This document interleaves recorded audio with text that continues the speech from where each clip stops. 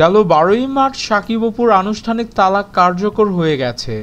নিয়ম অনুযায়ী ঢাকা উত্তর সিটি কর্পোরেশনের অফিসে 3বার তালাক সুরাহার জন্য সাকিব অপুকে ডাকা হয়। 12 জানুয়ারি প্রথম সালিসি বৈঠকে অপু বিশ্বাস উপস্থিত থাকলেও শুটিংয়ে ব্যস্ত থাকায় ছিলেন না শাকিব খান। এরপর 12 ফেব্রুয়ারি আর 12 মার্চ কোনো বৈঠকেই ছিলেন না সাকিব অপু। তাই 12ই মার্চের পর থেকে সাকিব অপু আর স্বামী স্ত্রী নন। এদিকে শীর্ষস্থানীয় একটি সংবাদ পত্রিকায় খবর প্রকাশ হয়েছে যে সাকিব অপুর তালাক কার্যকরের পর থেকেই শুরু হয়েছে নতুন গুঞ্জন।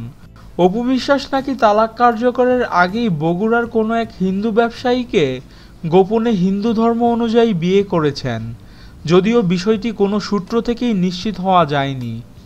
এমনকি তালাকের পর বিষয়টি নিয়ে কথা বলার জন্য অপুর ফোনে চেষ্টা করা হলেও তার 3টি মোবাইলই বন্ধ পাওয়া গেছে।